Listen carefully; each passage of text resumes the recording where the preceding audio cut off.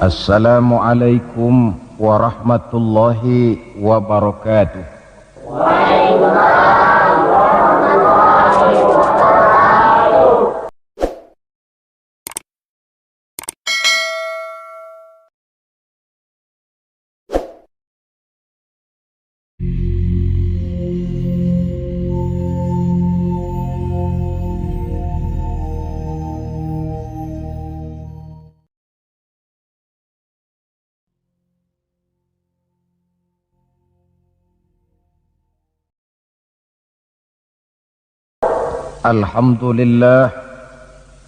Alhamdulillahillazi asra bi'abdihi laylan minal masjidil haram ilal masjidil aqsa. Wassalatu wassalamu ala sayyidina Muhammadin alladzi kanat hasanatuhu la tuhsa wa ala alihi wa ashabihi ahli sidqi wat tuqa, amma ba'du. Saudara-saudara hadirin yang berbahagia, manusia ini hidup dalam 3 dimensi waktu: masa lalu, masa sekarang, dan masa yang akan datang. Masa lalu katanya adalah kenangan, masa sekarang adalah kenyataan, dan masa yang akan datang adalah harapan, impian, khayalan, atau cita-cita. Orang yang baik sesungguhnya adalah orang yang pandai mengambil pelajaran dari masa lalu untuk dapat menentukan sikap pada hari ini dan sekaligus merencanakan hari yang akan datang, sehingga hari ini harus lebih baik daripada kemarin dan besok harus lebih baik daripada hari sekarang ini.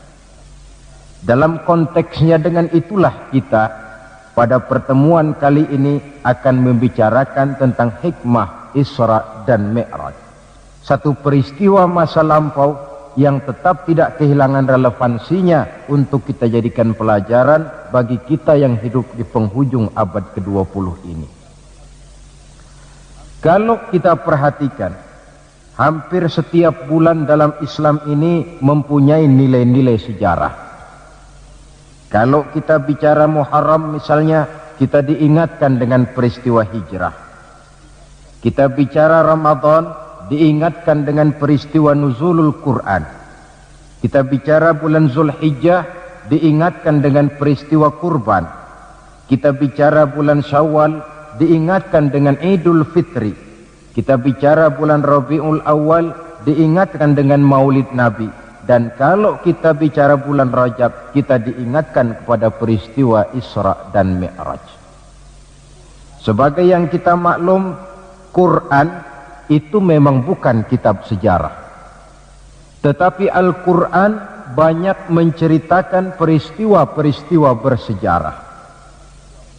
Dan kalau kita perhatikan gaya bahasa yang digunakan oleh Al-Quran di dalam menceritakan peristiwa-peristiwa bersejarah itu berbeda satu dengan lainnya. Istimewa sekali bahwa untuk menceritakan peristiwa Isra dan Mi'raj, Allah memulai ayatnya dengan menggunakan kalimat tasbih, seperti yang kita baca dalam surah Bani Israel ayat pertama. Subhanallazi asra bi'abdihi laylan minal masjidil harami ilal masjidil aqsa.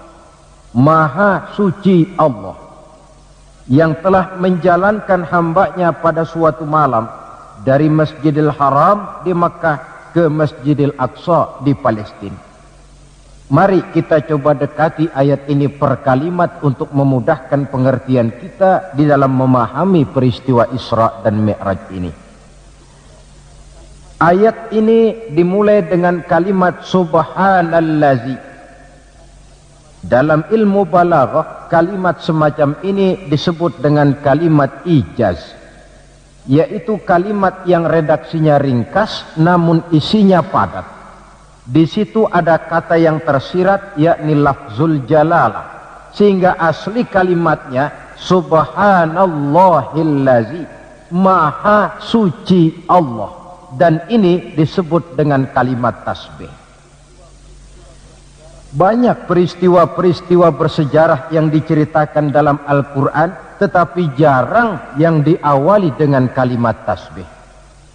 Al-Quran menceritakan bagaimana Allah menciptakan Nabi Adam, tidak dimulai dengan kalimat tasbih. Al-Quran menceritakan bagaimana Fir'aun dan bala tentaranya ditenggelamkan di Lautan Merah. Itu kejadian hebat, tidak dimulai dengan kalimat tasbih. Pun Al-Quran menceritakan bagaimana umatnya Nabi Saleh, umatnya Nabi Hud dan lain sebagainya yang ditelan gempa bumi, ditiup angin topan, seluruhnya diceritakan dalam Al-Quran, tetapi tidak satu pun yang dimulai dengan kalimat tasbih.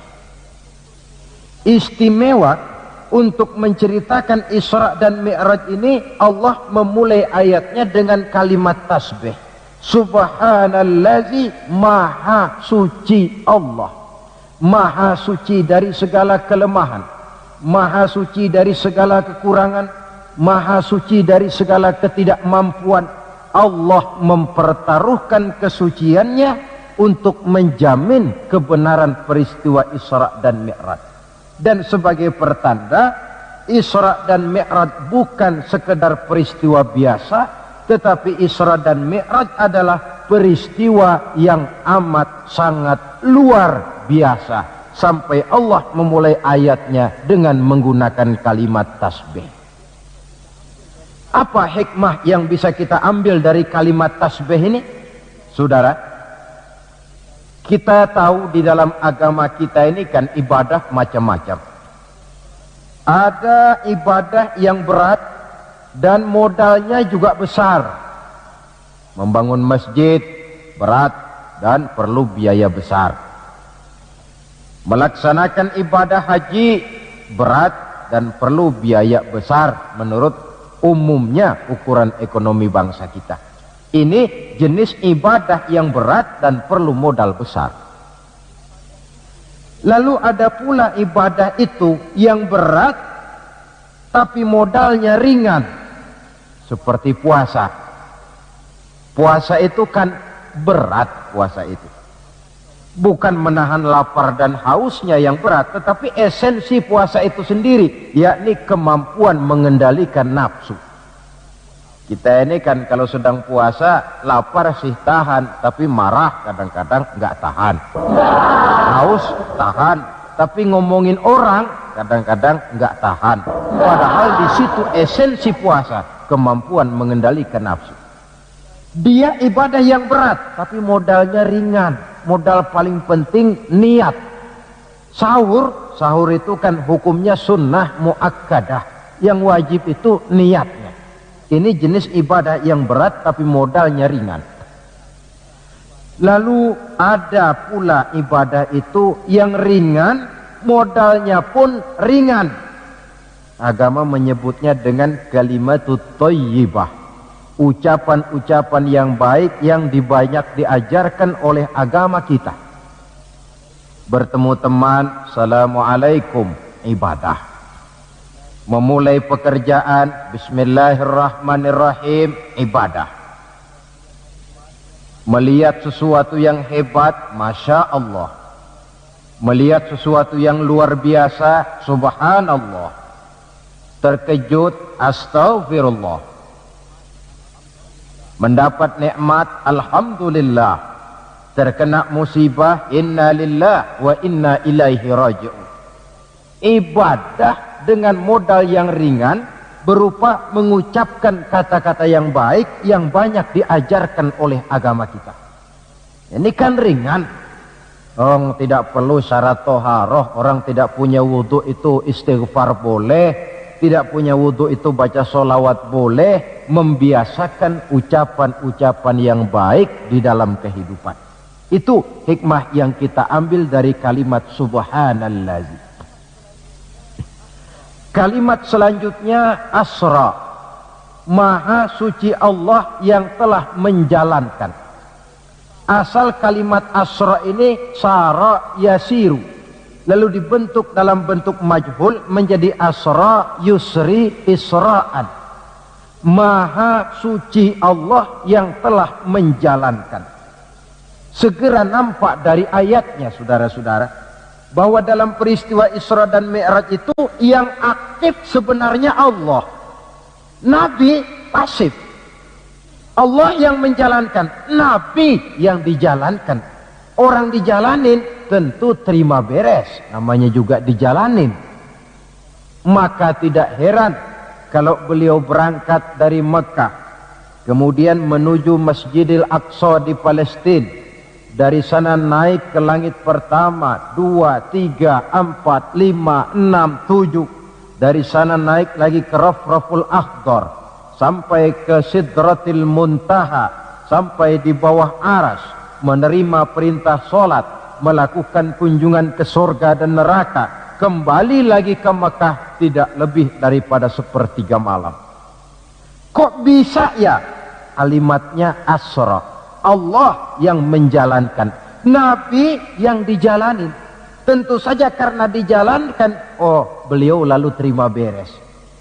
Andai kata Rasul berjalan sendiri, terang beliau tidak akan mampu menempuh jarak yang demikian jauh dalam waktu yang relatif singkat. Artinya, di dalam memahami peristiwa Isra dan Mi'raj ini, yang dipakai bukan logika intelektualitas manusia, tetapi logika kemahakuasaan yang mutlak dari Allah Subhanahu wa ta'ala. Satu contoh kecil. Saya satu hari berangkat ke Bogor. Jam 9 saya berangkat dari rumah, ambil baju di lemari, saya pakai, berangkatlah saya ke Bogor. Saya tidak tahu kalau di kantong baju saya ada semutnya. Saya pun berangkat ke Bogor. Jam 10 sampai di Bogor, setengah 11 urusan selesai, kembali lagi ke rumah, setengah 12 sudah sampai di rumah. Baju saya buka, saya gantung kembali di lemari, semutnya keluar dari kantong, cerita sama teman-temannya. Saudara-saudara bangsa semut, percayalah saya baru saja pulang dari Bogor. Kata temannya, jam berapa kau berangkat? Tadi jam 9. Lalu setengah 12 sudah sampai lagi di sini? Iya. Temannya yang berpikir menurut logika semut, mana mungkin percaya, tentu akan berkata, bagaimana mungkin Mut? Badanmu begitu kecil, jalanmu begitu lambat, masa ke Bayoran Bogor jam 9 berangkat, setengah 12 sudah pulang lagi? Temannya tidak tahu, semut bukan jalan sendiri, tapi nyempeng di kantong saya. Dahulunya Abu Jahal, Abu Lahab, dan abu-abu lainnya, itu mikirnya pakai logika manusia. Ya jelas toh, peristiwa ini tidak akan bisa dicernakkan oleh logika. Karena itu kalau sedikit orang mau merenungi ayatnya, tidak terlalu sulit memahami Isra dan Mi'raj. Dia kehendak Allah, bukan kehendaknya Rasulullah Sallallahu Alaihi Wasallam. Ini kalimat Asra. Kemudian kalimat bi'abdihi, maha suci Allah yang telah menjalankan hambanya. Kenapa kok Allah memakai kalimat tidak langsung? Kan lebih enak saja kalau Allah bilang misalnya, Subhanallazi asra bi Muhammad, maha suci Allah yang telah menjalankan Muhammad. Begitu saja, kenapa sih? Kenapa harus pakai bi'abdihi, maha suci Allah yang telah menjalankan hambanya? Pakai kata-kata hamba. Apa maksudnya? Nah, di dalam kalimat hamba ada dua data. Data pertama, kalimat hamba di sini menjelaskan bahwa Nabi Muhammad itu Isra dan Mi'raj dengan roh dan dengan jasad sekaligus. Sebab apa? Orang hanya dipanggil hamba kalau punya roh dan punya jasad. Jasad tanpa roh namanya mayit. Roh tanpa jasad gentayangan, mungkin namanya pocong. Orang dipanggil hamba tentunya lengkap jasad dan roh sekaligus. Karena itu kalimat bi'abdihi sudah merupakan jawaban. Isra Mi'raj terjadi dengan jasad dan dengan roh. Itu data pertama. Data yang kedua, kalimat bi'abdihi ini menjelaskan bahwa Nabi Muhammad itu oleh Allah benar-benar telah diakui sebagai hambanya. Maka lalu dipanggil hamba dalam ayat ini. Saudara mungkin lalu bertanya, kalau cuma sekedar urusan itu, apa kita ini bukan hamba Allah? Ya tentu, kita ini hamba Allah. Kata siapa? Kata kita. Kalau kata kita, namanya mengaku. Orang mengaku tentu boleh-boleh saja, namanya ngaku. Cuma diakui atau tidak, ini yang jadi masalah. Saya bisa saja berkata, saya kenal dengan Bapak Presiden. Tapi yang jadi masalah, apakah Bapak Presiden juga kenal dengan saya? Dengan kata lain, kalau kata-kata hamba Allah keluar dari mulut manusia, nilainya murah. Kenapa murah? Sebab itu pengakuan. Tapi kalau keluar dari Allah sendiri, itu yang mahal. Maksudnya bagaimana? Berapa banyak manusia di dalam hidup ini, mulutnya berkata saya hamba Allah, tapi perbuatannya membuktikan dia hamba dunia, hamba nafsu, budak jabatan, budak pangkat, budak harta. Tidak sesuai antara ucapan dengan perbuatannya. Dari kalimat bi'abdihi ini kita ambil hikmah. Sekali kita menjadi hamba Allah, jangan menghamba kepada yang selain Allah. Sebab syahadat yang kita ucapkan punya konsekuensi. Asyhadu an la ilaha illallah. Saya bersaksi tidak ada Tuhan melainkan Allah. Maka itu berarti saya tidak akan menyembah kecuali hanya kepada Allah. Saya tidak akan pernah takut kecuali hanya kepada Allah. Saya tidak akan pernah minta tolong kecuali hanya kepada Allah. Saya tidak akan menggantungkan hidup kecuali hanya kepada Allah. Saya tidak akan pernah takut kecuali hanya kepada Allah. Konsekuensi yang logis daripada ucapan kalimat syahadat itu. Sekali kita menghamba kepada Allah, jangan menghamba kepada yang selain Allah. Adapun Nabi sebelum dipanggil bi'abdihi dalam ayat ini, kita baca dari sejarah. Tahun-tahun sebelum beliau dipanggil dengan kalimat bi'abdihi, tahun kelabu, amul huzni dalam sejarah itu, tahun duka cita. Beliau ditinggal oleh paman tercinta Abu Thalib. Setelah paman tercinta meninggal, istri tercinta pun wafat, Khadijah. Wafat kedua pelindung ini makin meningkat gangguan kafir Quraisy. Dihina, dicemoohkan, dicaci maki, dilontari dengan kotoran unta, bahkan akan diancam untuk dibunuh. Lulus menghadapi semua itu, Allah panggil beliau bi'abdihi. Seolah-olah Allah mengatakan, Muhammad itu betul-betul hambaku, tidak bergeser nilai kehambaannya apapun yang menimpa dia.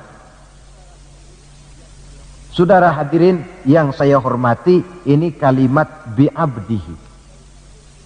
Jadi dari sini kita bisa memahami Isra yang merupakan perjalanan Nabi dari Masjidil Haram hingga ke Masjidil Aqsa, dan Mi'raj yang naiknya Nabi dari Masjidil Aqsa menghadap Allah semata-mata merupakan peristiwa yang terjadi menurut apa maunya Allah. Nah, kemudian apa tujuan daripada Isra dan Mi'raj itu? Hakikatnya cuma Allah yang tahu tentu. Namun kalau kita lihat di penghujung ayatnya, kita akan menemukan kalimat linuriyahu min ayatina. Keseluruhan perjalanan yang ajaib itu, sejak berangkat sampai kembali, tujuannya linuriyahu min ayatina, untuk kami perlihatkan kepada Nabi Muhammad itu sebagian kecil daripada tanda-tanda kebesaran kami, untuk disampaikan kepada umatnya dan kemudian menjadi pelajaran di dalam mengarungi kehidupan. Seluruh perjalanan yang dilihat oleh Nabi, seluruh pemandangan yang ditemui di dalam perjalanan, itu merupakan sebagian kecil dari tanda-tanda kebesaran Allah. Dan itu merupakan tamsil, contoh pelajaran buat kita yang hidup di zaman sekarang ini. Misalnya, di dalam perjalanan, Rasul melihat ada orang mencakar-cakar mukanya dengan kukunya sendiri. Beliau bertanya, ya Jibril, itu orang macam apa? Jibril yang waktu itu bertindak sebagai bodyguard menjelaskan, Muhammad, itulah contoh daripada umatmu, orang-orang yang suka memburuk-burukan saudaranya sendiri. Ditamsilkan bagaikan orang yang mencakar mukanya sendiri. Sebab muslim ini bersaudara seperti satu tubuh. Jikalau yang satu sakit, yang lain akan ikut merasakan sakit. Jikalau satu terinjak, yang lain merasakan akibatnya. Ibu jari tersandung batu, mulut akan berkata aduh, air mata akan keluar, kepala mungkin akan ikut pusing, dan itu refleks tanpa harus menunggu undangan. Orang yang memburuk-burukan saudaranya sendiri, hakikatnya mencakar mukanya sendiri. Bak kata pepatah, menepuk air di dulang, terpercik muka sendiri. Lalu beliau melihat pula ada orang dipotong lidahnya. Kata malaikat Jibril, Muhammad, itu tamsil daripada umatmu, orang-orang yang suka mengumpat, para pembuat fitnah, tukang bikin gosip dan menjelek-jelekan orang lain. Maka lidahnya akan dipotong sedemikian rupa. Lalu beliau melihat pula dalam perjalanan ada orang memikul kayu. Sudah cukup berat, rengkek-rengkek dia membawa beban yang cukup berat itu. Anehnya malah, beban yang sudah cukup berat itu bukan dikurangi, malah ditambahi. Makin berat, makin ditambah, makin berat, makin ditambah. Sampai Nabi heran dan tanya, Jibril, apa lagi kalau ini? Nah Muhammad, ini tamsil daripada umatmu, orang-orang yang dipercayakan untuk memikul satu amanah, tetapi amanah yang satu belum dia laksanakan, sudah diterima amanah yang lain. Akhirnya bertumpuk-tumpuk di pundaknya amanah-amanah yang harus disampaikan. Orang yang terlalu banyak jabatan, tetapi kemudian ternyata tidak mampu melaksanakan tugasnya. Tapi dikasih jabatan baru, mau lagi. Dikasih yang baru, mau lagi. Soal mampu of tidak, soal nomor dua, yang penting punya jabatan. Orang yang di dalam menerima suatu pekerjaan tidak pernah mengukur dengan batas kemampuan yang dimilikinya. Lalu beliau melihat pula ada sekelompok orang menanam.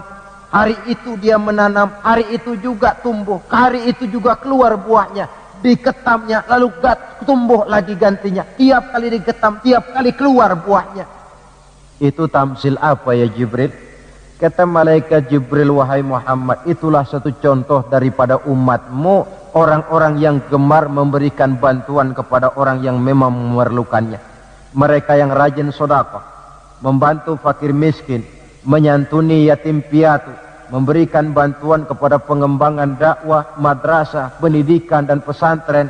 Hakikatnya mereka mengeluarkan uang, tetapi hakikatnya itu adalah untuk kepentingan diri mereka sendiri. Dicontohkan laksana orang, hari itu dia menanam, hari itu tumbuh buahnya. Dia petik, keluar lagi gantinya. Begitu seterusnya, tidak pernah berhenti. Jadi orang yang rajin bersedekah, senang memberikan bantuan kepada mereka yang memerlukannya, pada hakikatnya adalah orang-orang yang tidak pernah merugi barang sedikit pun. Malah milik kita yang sebenarnya adalah apa yang sudah kita belanjakan di jalan Allah. Uang kita di kantong kita adalah uang kita hari ini. Besok barangkali uangnya sopir taksi. Uang yang ada di dompet uang kita hari ini. Besok barangkali uangnya tukang rokok. Uang kita yang sebenarnya apa yang sudah kita belanjakan di jalan Allah, baik dalam bentuk zakat, infak, sodakoh, dan lain sebagainya. Tentu banyak peristiwa yang dilihat oleh Nabi di dalam perjalanan yang seluruhnya merupakan pertanda kebesaran dari Allah Subhanahu wa ta'ala. Nah, saudara, kemudian di antara tujuan Isra dan Mi'raj, di samping memperlihatkan sebagian kecil tanda kebesaran Allah, menerima perintah sholat. Dari segi menerimanya saja sholat itu sudah istimewa. Coba kita lihat. Allah perintah kita puasa. Cukup turun ayat. Ya ayyuhalladzina amanu kutiba alaikumusiyam. Cukup turun ayat. Allah perintah orang yang mampu untuk melaksanakan ibadah haji. Cukup turun ayat. Allah perintah kita bayar zakat. Cukup turun ayat. Tapi Allah perintah kita sholat. Tidak cukup cuma sekedar turun ayat, nabinya langsung dipanggil. Dari segi ini saja sholat itu sudah istimewa. Benar kalau Nabi menyatakan innama masalus sholati fid din kama salir ra'si fil jasad. Kedudukan sholat dalam agama sama dengan kedudukan kepala dalam anggota badan manusia. Kita yakin manusia tidak punya sebelah tangan, mungkin masih bisa hidup. Manusia tidak punya sebelah kaki, barangkali masih bisa hidup. Manusia tidak punya sebelah telinga, masih bisa hidup. Tapi kalau manusia sudah tidak punya kepala, umpama hidup juga, itu barangkali tulen turunannya kuntilanak. Begitulah kita lihat kedudukan sholat ini di dalam agama. Begitu pentingnya sampai untuk menerima perintah sholat, Allah langsung memanggil Nabi kita Muhammad sallallahu alaihi wasallam.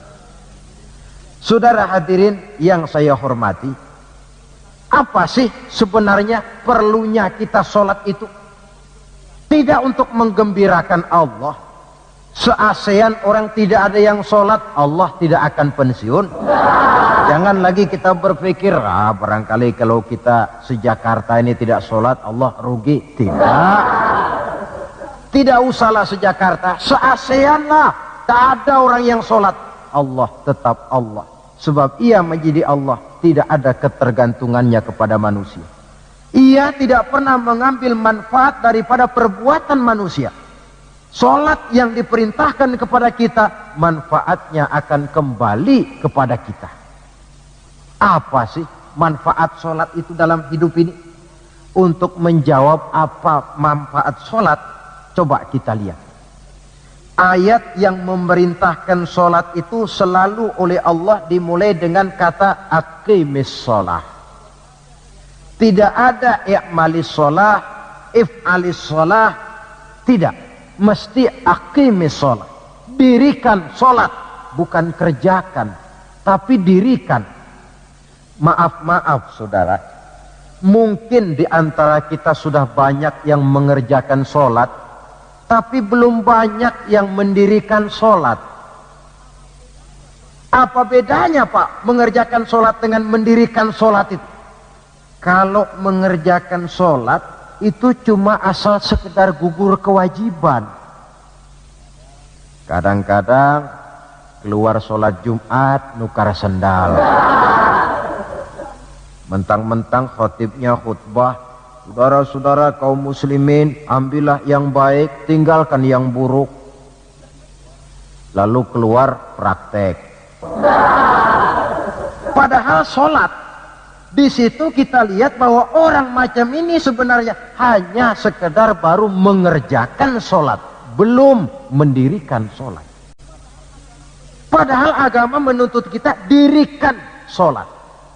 Apa pengertian mendirikan sholat itu? Mendirikan sholat artinya mengerjakan sholat dengan betul, cukup syarat rukunnya, selesai sholat, ajaran sholat diterjemahkan di luar sholat. Itu artinya mendirikan sholat. Jadi ada istimrar, kontinuitas, kesinambungan kata orang sekarang. Pada waktu dia mengerjakan sholat kelihatan khusyuknya. Setelah selesai dia sholat, kembali ke masyarakat, kembali ke tempat tugas, ajaran sholat diterjemahkan di sana. Nah, saudara hadirin, apa ajaran sholat yang harus kita terjemahkan dalam hidup, yang artinya ini merupakan manfaat daripada sholat? Pertama, sholat mengajarkan kita satu sifat yang disebut rendah hati, at-tawadhu. Rendah hati bagaimana? Anggota badan kita yang paling kita hormatikan kepala. Kalau bergurau dengan teman, dipukulnya tangan kita, masih senyum kita. Dipegangnya kaki, masih senyum kita. Tapi kalau sudah kepala, marah. Namun kepala yang begini kita hormati, manakala sujud di hadapan Allah, sama rendahnya dengan telapak kaki kita. Allahu Akbar. Selesai sholat, kembali ke masyarakat, sombongnya hilang. Ini mendirikan sholat. Sebab apa? Dia tahu orang sombong itu Allah tidak senang. Iblis diusir dari sorga itu kan cuma karena sombong. Diperintah sujud kepada Nabi Adam, dia tidak mau. Allah tanya Iblis, kenapa kau tidak mau? Ini kan perintahku, kata Allah. Iblis dengan sombongnya menjawab, wahai Allah, saya akan diciptakan dari api, Adam kan dari tanah. Unsur api lebih mulia daripada unsur tanah. Masa saya harus sujud sama Adam yang baru kemarin? Gengsi ah. Kata Allah, kamu sombong Iblis. Surga bukan tempat orang sombong. Keluar. Iblis diusir dari surga. Jadi kira-kira sajalah, yang sudah di surga itu sombong saja diusir, apalagi kita yang masih di dunia ini. Dalam segala bentuknya, sombong itu Allah tidak senang. Sombong ilmu, Allah tidak senang. Mentang-mentang punya ilmu agama, tepuk-tepuk dada, nih saya satu-satunya ustadz di sini. Semuanya mesti ngaji sama saya ya. Kalau tidak ngaji sama saya, Islamnya kurang tapi sah. Sombong dengan ilmu. Sombong harta, ibu-ibu, Allah juga tidak senang. Sombong pangkat pun demikian juga, yang wajar-wajar sajalah kita dalam hidup. Tawadhu. Yang kedua, sholat mengajarkan kita untuk ikhlas. Berbuat tanpa pamrih. Kalau sudah Allahu Akbar, itu sudah karena Allah. Orang mau puji atau tidak, mau tahu atau tidak, mau dengar atau tidak, yang penting Allah. Tertanam keikhlasan. Bagaimana orang yang ikhlas dalam berbuat itu? Maaf-maaf. Orang yang ikhlas dalam berbuat itu seperti orang buang air besar. Saudara, kalau saya tanya, pagi-pagi buang air besar itu ikhlas apa tidak? Walaupun malam saudara habis makan enak, sate, opor ayam, buahnya anggur, apel, besok pagi dibuang, ikhlas. Tidak pernah ditengok-tengokin. Begitu jatuh lalu dilihat, ini jangan-jangan satenya ini, tidak. Sudah jatuh ya sudah, kurelakan di kau pergi. Berbuat tanpa pamrih, yang penting Allah. Ini mendirikan sholat. Yang ketiga, ini saya kira yang banyak dicari orang sekarang. Sholat itu memberikan ketenangan dalam hidup. Ketenangan bagaimana? Kita manusia hidup ini kan punya ambisi dan emosi. Yang orang lain punya, kita kepengen. Yang orang lain bisa, kita kepengen. Itu wajar, namanya manusia mesti punya emosi. Tapi emosi yang membludak tanpa dinetralisir akan bisa menimbulkan psikosomatik, di mana manusia disiksa oleh perasaannya sendiri. Cobalah, kadang-kadang dia lihat tetangganya beli televisi berwarna, Tetangga yang sebelah meriang. Enggak dia apa-apain, meriang. Tetangganya malah makin kaya, besok beli kulkas. Wah, dia makin gawat, opnam, masuk rumah sakit. Di rumah sakit dapat kabar tetangganya beli mobil. Wah, mati dia. Disiksa oleh perasaannya sendiri. Orang yang sholat lain. Jam 11 siang lihat tetangga bawa TV berwarna baru. Temperatur naik, panas, wajar. Datang waktu zuhur, kutub-kutub badan yang panas karena lihat tetangga bawa TV baru, didinginkan oleh air wudhu. Begitu terkena air wudhu, temperatur turun, adem. Selesai wudhu, menghadap ke arah kiblat, usolli fardhu zuhri, Allahu Akbar, Allah yang maha besar. Temperatur makin turun ke titik nol, titik netral. Sebab apa? Dia sudah berhadapan dengan zat yang maha besar. Allahu Akbar, yang besar cuma engkau ya Allah. Televisi tetangga saya mah kecil.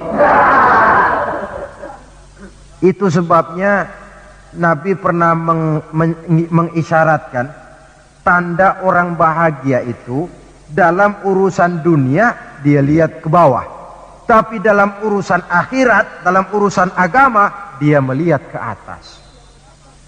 Kalau dia punya mobil, dia berkata, alhamdulillah kita nih punya mobil, tetangga sebelah cuma punya motor. Kata yang punya motor, alhamdulillah punya motor, tetangga sebelah cuma sepeda aja kemana-mana. Kata yang punya sepeda, alhamdulillah punya sepeda, tetangga sebelah kemana-mana jalan kaki terus. Kata yang jalan kaki, alhamdulillah masih bisa jalan. Tetangga sebelah lumpuh bertahun-tahun nggak kemana-mana. Kata yang lumpuh, alhamdulillah masih hidup. Tetangga sebelah kemarin out nggak balik lagi. Timbul rasa syukur. Lalu dalam urusan akhirat, agama melihat ke atas. Kalau dia bisa jaga sholat yang 5 waktu, kenapa saya tidak? Kalau dia bisa baca Quran, kenapa saya tidak? Kalau dia walaupun hidup sederhana berani membantu pembangunan masjid, musola, madrasah, kenapa saya yang lebih kaya tidak? Timbul keinginan untuk mencontoh. Mencontoh orang dalam ibadah menimbulkan kepuasan batin. Sebaliknya, mencontoh orang dalam urusan harta menimbulkan rasa penasaran, hasud, dengki, tidak senang melihat orang lain mendapat nikmat, dan paling akhir disiksa oleh perasaannya sendiri. Ketenangan dalam hidup, ketenangan dalam rumah tangga tercipta karena sholat. Cobalah, kalau seorang istri, suami ahli sholat, istrinya sholat, jam 4 bangun, dibangunkan istrinya, bu, mari sudah menjelang subuh, ayolah kita ambil air wudhu, berangkat. Selesai dia ambil air wudhu, dia sunnah qobliyahnya 2 rakaat. Kalau dekat ke musola masjid, jamaah ke musola masjid. Kalau jauh, jamaah di rumah. Nikmat rumah tangga muslim itu.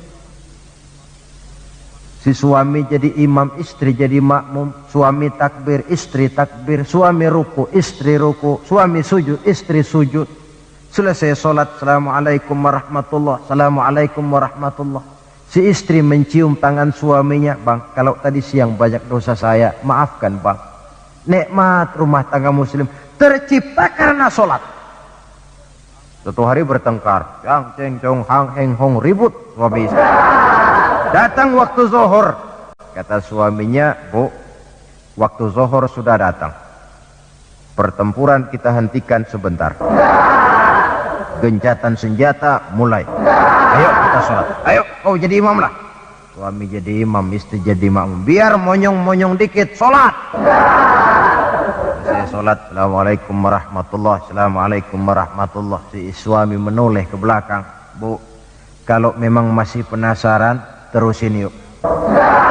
Saya kira kalau memang masih terus juga, itu memang dasar ahli bertengkar, sudah profesional itu. Pakai sholat saja tidak mempan, bagaimana pula dengan yang lain?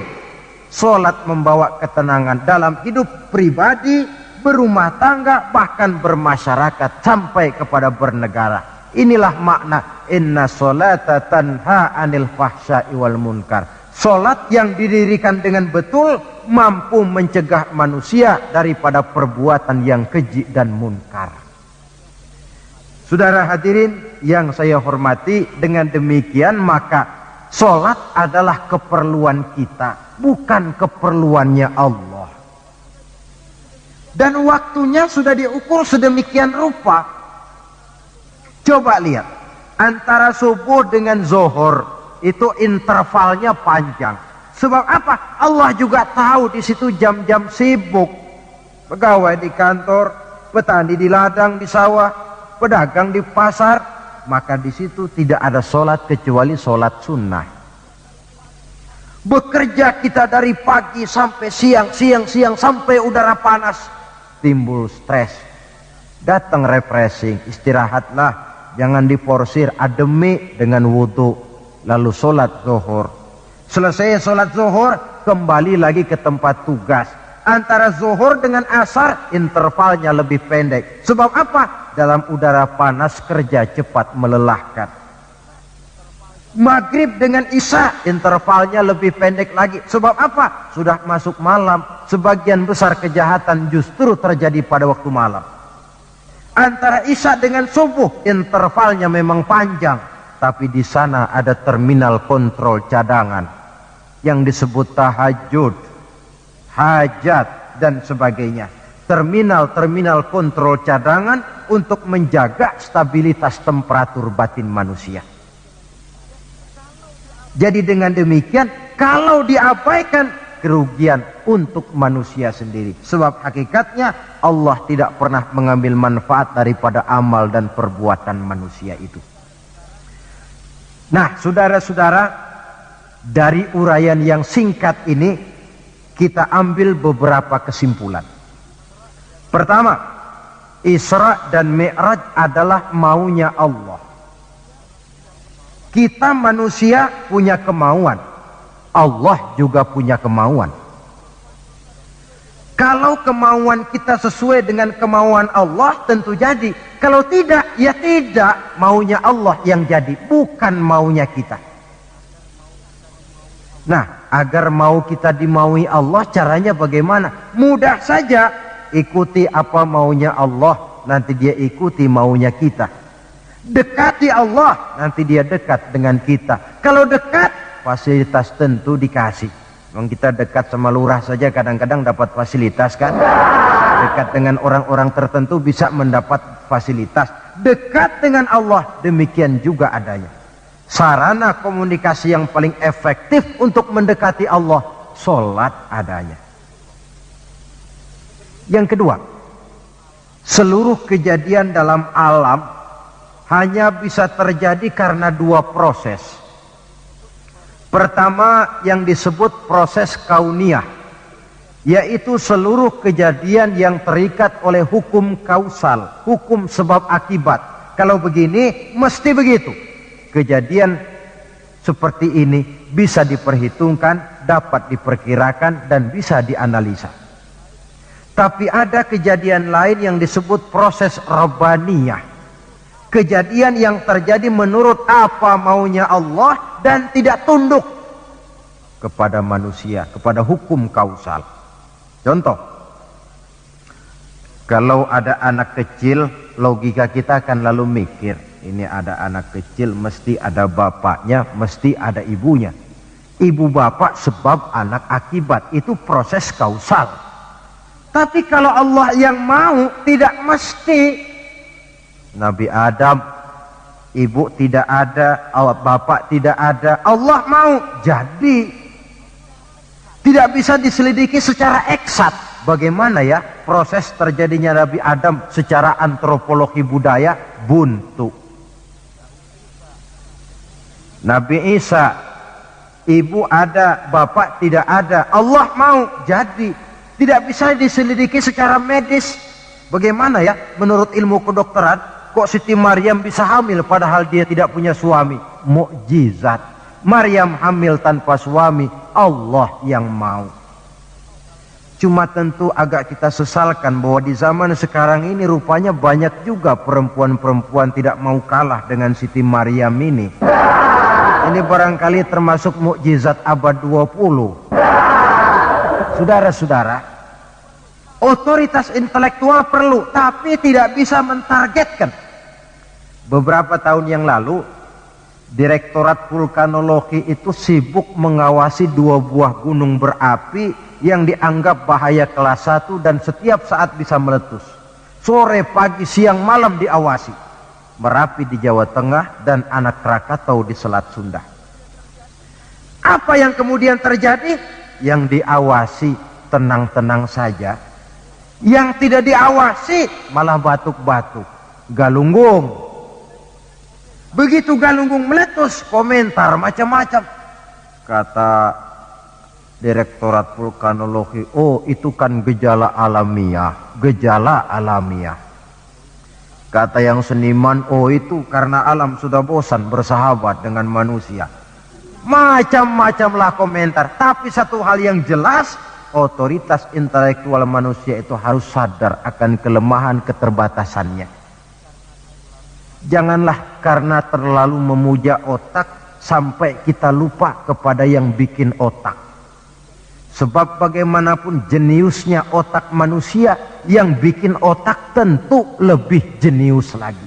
Kita kagum dengan otak manusia, tapi kadang-kadang kita lupa dengan sang pembuat otak. Isra Mi'raj, proses Rabbaniyah. Allah yang mau, bukan Nabi Muhammad yang mau. Api, kalau menurut kita kan api itu panas, membakar. Kalau menurut Allah tidak, api itu netral. Netral bagaimana? Terserah maunya Allah. Kalau dia mau api panas, ya panas. Kalau tidak, ya tidak. Panas dan tidaknya bukan untuk manusia, bukan untuk Allah, tetapi untuk manusia. Maka Nabi Ibrahim pada waktu oleh Raja Namrus dilempar ke kobaran api yang menggunung, seujung rambut pun dia tidak terbakar. Sebab apa? Ketika dia hampir jatuh ke dalam api, Allah berkata kepada api, ya naru kuni bardan wa salaman ala Ibrahim. Hai api, dinginlah kamu, selamatkan Ibrahim. Api tunduk kepada maunya Allah. Seujung rambut pun Nabi Ibrahim tidak terbakar, malah kedinginan di tengah kobaran api. Kasus macam ini tidak bisa diselidiki secara eksat. Bagaimana kok Nabi Ibrahim itu enggak kebakaran di dalam api? Oh, barangkali baca ayat itu tuh yang tadi itu. Saudara boleh coba. Bacalah, ya narukuni bardan wa salaman alayya. Masuk saudara ke dalam api, insya Allah mateng. Kalau potongan kita, sebab yang kita mau itu belum tentu Allah mau. Kalau yang kita mau Allah mau, tentu jadi. Kalau tidak, tidak. Isra Mi'raj sekali lagi, peristiwa Rabbaniyah dan bukan peristiwa kauniyah. Logika di dalam memahaminya bukan logika intelektual, tetapi logika kemahakuasaan yang mutlak dari Allah Subhanahu wa ta'ala. Yang ketiga, marilah kita berusaha agar setiap gerak hidup dalam dunia ini bernilai ibadah. Sekurang-kurangnya berupa ucapan-ucapan yang baik. Bukankah yang namanya ibadah itu ya sholat ibadah, puasa ibadah, zakat ibadah, haji ibadah. Tapi tidak terbatas kepada hanya sekedar itu. Membangun rumah sakit, membangun sekolah, membangun panti asuhan yatim piatu, itu keseluruhannya merupakan ibadah. Sekurang-kurangnya ibadah dalam bentuk ucapan-ucapan yang baik, yang menyenangkan orang dan berpahala kita mengucapkannya. Ini tidak terlalu sulit dan bisa kita praktekkan di dalam kehidupan sehari-hari. Begitu pentingnya soal ucapan, sampai dalam satu ayat Allah menjelaskan, wa qaulun ma'rufun khairun min shadaqatin yatba'uha adza. Ucapan yang baik itu lebih disukai Allah daripada sedekah tapi menyakitkan hati orang yang menerimanya. Sedekah itu pahalanya besar tentu, tapi kalau menyakitkan hati orang yang menerima, lebih baik ngomong yang enak-enak sajalah. Termasuk ini kalimatut thayyibah, ucapan yang baik. Yang keempat, marilah kita menjaga stabilitas kita sebagai hamba Allah. Miskin hamba Allah, jadi orang kaya tetap hamba Allah. Orang biasa hamba Allah, punya pangkat, jabatan, kedudukan tetap hamba Allah. Dalam keadaan bagaimanapun posisi kita, nilai kehambaan jangan bergeser adanya. Yang kelima, Isra Mi'raj sesungguhnya merupakan batu ujian. Setelah terjadi peristiwa Isra Mi'raj, kelihatan mana yang loyang, mana yang emas, mana yang batu kerikil, mana yang mutiara dan intan. Setelah terjadi Isra dan Mi'raj, yang beriman makin mantap imannya, yang ragu-ragu makin kembali malah kepada kekafiran, yang memang sudah kafir makin menghebat kekafirannya. Rombongan pertama yang makin mantap imannya diwakili oleh Abu Bakar Siddiq. Sehingga ketika diceritakan orang kepadanya, wahai Abu Bakar, sahabatmu Muhammad itu sudah gila dia. Gila bagaimana? Masa dia cerita katanya tadi malam dia dari Masjidil Aqsa, lalu sekarang sudah ada di Mekah lagi. Betul dia cerita macam itu? Betul. Saudara, kalau memang Muhammad yang cerita macam itu, jangankan cuma sekedar sampai Masjidil Aqsa di Palestina, lebih daripada itu pun kalau dia yang memang betul cerita, saya percaya. Makin mantap. Yang ragu-ragu malah ada yang kembali kepada kekufuran, yang kafir malah makin menghebat kekafirannya. Maka Isra Mi'raj merupakan ujian bagi umat untuk menyaring, merupakan filter mana umat Nabi yang benar-benar yakin dengan iman, dan mana yang setengah-setengah, dan mana yang murtad, kemudian mana yang ingkar dan kafir. Oleh karena itu, hakikatnya kejadian apapun yang kita alami dalam hidup, hendaklah berlaku seperti Nabi Sulaiman alaihi salam. Diberikan beliau kekuasaan, diberikan pengetahuan, diberikan harta yang banyak. Atas semua itu, beliau hanya berkata, hadza min fadli rabbi liyabluwani aashkuru am akfur.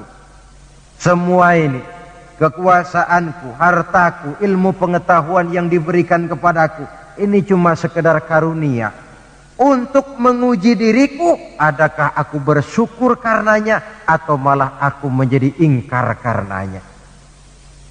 Maka bersyukurlah kita yang hidup di satu zaman yang jauh dari zamannya Rasulullah. Kita belum pernah berjumpa dengan beliau, belum pernah mendengar suara beliau, tidak melihat gerak langkah di perjalanan beliau. Entoh kita beriman dengan peristiwa Isra dan Mi'raj ini. Jauh lebih beruntung daripada orang-orang yang langsung ditongkrongi Nabi. Mereka melihat wajah Nabi, mendengar Nabi membaca wahyu, melihat mukjizat, tetapi mereka tidak juga mau beriman. Nilai-nilai iman ini kalau tidak kita pelihara dan kita syukuri, akan bisa bergeser, ditelan oleh segala macam godaan dan cobaan yang kita hadapi di dalam perjalanan hidup ini. Saudara-saudara hadirin yang saya hormati, dengan begitu maka Isra dan Mi'raj dengan segala kejadian yang ada di dalamnya, sekali lagi merupakan bukti kemahakuasaan yang mutlak dari Allah dan kelemahan serta keterbatasan dari kemampuan yang dimiliki oleh manusia. Membicarakan Isra dan Mi'raj artinya bercermin di dalam perjalanan yang luar biasa itu. Bercermin apa? Bahwa pengetahuan manusia, taruhlah dia sudah melanglang buana ke ruang angkasa, tapi masih terbatas kepada alam yang fisika, dan itu pun sedikit sekali. Belum dia menyeberang ke alam metafisika. Kekayaannya, apalah artinya kekayaan manusia ini? Jabatan barangkali, kita semua sadar bahwa pangkat yang paling tinggi sebenarnya kan pensiun. Titel yang paling akhir tidak lain adalah almarhum. Setiap kita akan berjalan ke arah itu, sehingga tidak terkena apa yang diingatkan Allah, kalla innal insana la yatgha ar-ra'ahu istaghna. Manusia itu mudah lupa diri manakala melihat dia sedikit mampu, kaya, berkuasa, pandai, mudah lupa diri. Cobalah lihat berapa banyak orang-orang yang tadinya sudah adil, berjuang menegakkan keadilan, namun di tengah jalan dia bisa berbalik meluncur menjadi orang yang justru menginjak-injak keadilan itu sendiri. Berapa banyak orang-orang yang tadinya sudah benar, berjuang menegakkan kebenaran, atau sekurang-kurangnya berniat untuk membela kebenaran, tapi di tengah jalan dia bisa berbalik menjadi orang yang justru hanya mau benar sendirian, walaupun tidak benar bagi orang lain. Wa idza masal insana durru da'ana li janbihi aw qa'idan aw qa'ima falamma kashafna anhu durrahu marra ka'allam yad'una ila durrin massahu.